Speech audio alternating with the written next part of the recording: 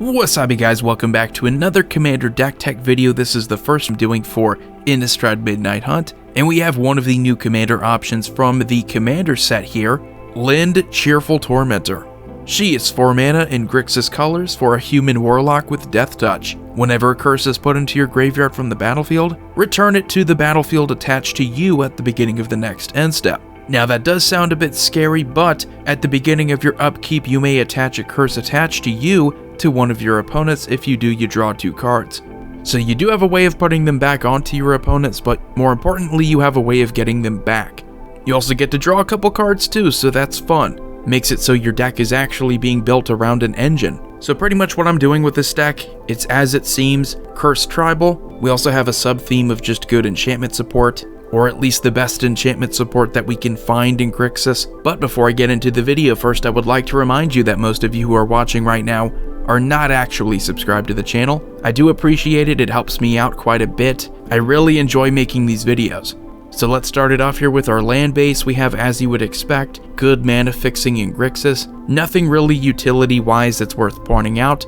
We're going to be playing things like Command Tower, Crumbling Necropolis, some shock lands, and maybe a couple fetches just to help us get some of those shock lands. Nothing really tied to our strategy in any way. Now for ramp, I have 10 mana rocks. I have Soul Ring and Wayfarer's Bauble. Both at 1 mana, both give us a good start. And then we have Arcane Signet and Fellwar Stone to give us access to a ton of colors. We have Mind Stone to tap for mana or draw us a card. We have all 3 signets that you can play in these colors. And then we have Talisman of Dominance and Talisman of Indulgence. Only 10 creatures in here because this is going to be an enchantment heavy deck, heavily focused around curses. So we have Nightscape Familiar to help us cast our blue and red spells. We have Protean Thaumaturge, very good clone creature whenever we have an enchantment come into play. We may have it become a copy of another target creature, except it keeps this ability. So that's incredibly flexible. We have Caliphate, Beloved of the Sea. Gives a tiny line of protection for our creatures and our enchantments, which is really what we want. We want to make it inconvenient for our opponents to target our stuff. And then we have Grim Guardian, another constellation card. Whenever an enchantment comes into play, each opponent loses a life. We have a Cursed Witch, which is a flip card. Front side here makes it easy for our opponents to target it with removal, because when it dies it becomes Infectious Curse. Spells you cast that target enchanted player cost 1 less to cast.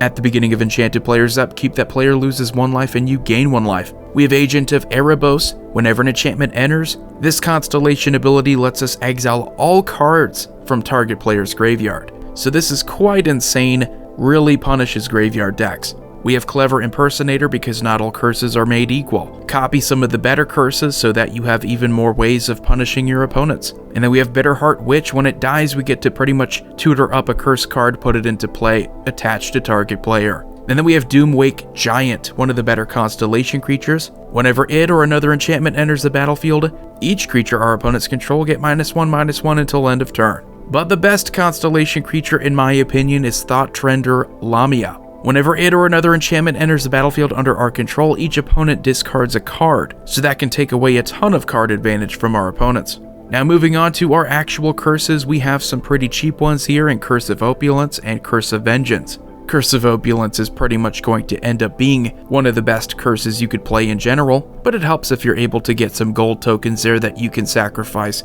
get yourself a little bit more mana. Curse of Vengeance isn't very practical, but you do get a ton of card advantage and life gain if a player loses.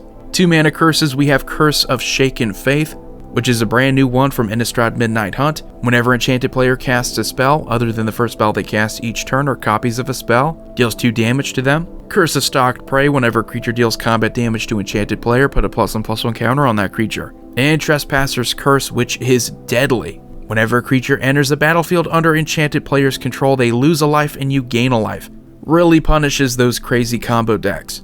And then we have a ton of 3 mana curses. We have Curse of Chaos. Whenever a player attacks enchanted player with 1 or more creatures, that attacking player may discard a card, and if they do, they draw a card. We have Curse of Disturbance. Whenever enchanted player is attacked, create a 2/2 black zombie creature token. Each opponent attacking that player does the same. We have Curse of Inertia. Whenever a player attacks enchanted player with 1 or more creatures, that attacking player may tap or untap target permanent of his or her choice. And then we have Curse of Leeches. It has Daybound and Nightbound, so this is going to transform quite often. When it transforms into Curse of Leeches, attach it to a player. At the beginning of Enchanted Player's upkeep, they lose a life and you gain a life. Transforms into Leeching Lurker, which is just a 4/4 with lifelink and Nightbound.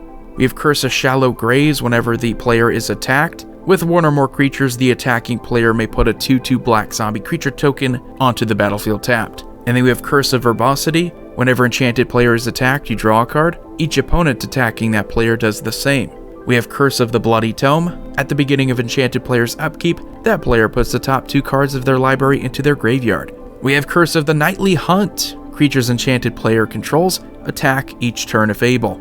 We have another new curse here from the Commander set of Midnight Hunt. Curse of the Restless Dead. Whenever a land enters the battlefield under Enchanted Player's control, you get a 2/2 black zombie creature token with Decayed, so that zombie can't block, and when it attacks, you sacrifice it at the end of combat. And then we have Fraying Sanity. At the beginning of each end step, Enchanted Player puts the top X cards of their library into their graveyard, where X is the number of cards put into that graveyard from anywhere this turn. And then we have Maddening Hex from the Adventures in the Forgotten Realms Commander set. Whenever Enchanted Player casts a non-creature spell, you roll a d6. That is a 6-sided die. Maddening Hex deals damage to that player equal to the result. Then attach it to another one of your opponents chosen at random. And then moving on to our only 4-mana curse, we have Torment of Scarabs. At the beginning of Enchanted Player's upkeep, that player loses 3 life unless they sacrifice a non-land permanent or discard a card. Moving on to our 5-mana curses, which we have quite a few of these too, we have Curse of Bloodletting. If a source would deal damage to Enchanted Player, it deals double that damage to that player instead. And then we have Curse of Death's Hold. Creatures Enchanted Player controls get -1/-1. And then we have Curse of Echoes. This one's pretty chaotic.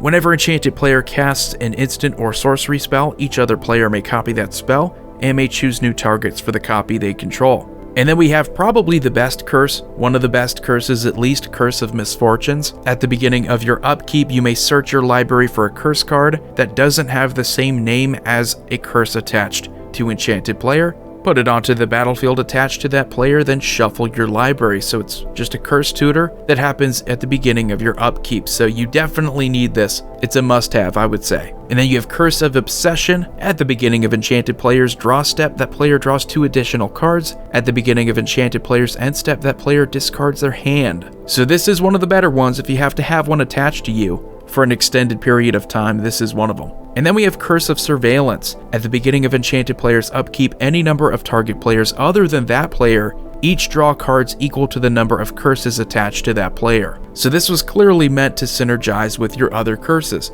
And then we have Curse of Thirst. At the beginning of Enchanted Player's upkeep, Curse of Thirst deals damage to that player equal to the number of curses attached. So that is going to be quite a bit of damage. Moving on to our only 6-mana curse, we have Curse of Fool's Wisdom. Whenever Enchanted Player draws a card, they lose 2 life and we gain 2 life, has a madness cost of 4. And then we have our 2 7-mana curses, Cruel Reality. At the beginning of Enchanted Player's upkeep, that player sacrifices a creature or planeswalker. If they can't, they lose 5 life. That's a bit devastating. And then Curse of Unbinding. This is really powerful. At the beginning of Enchanted Player's upkeep, that player reveals cards from the top of their library until they reveal a creature card.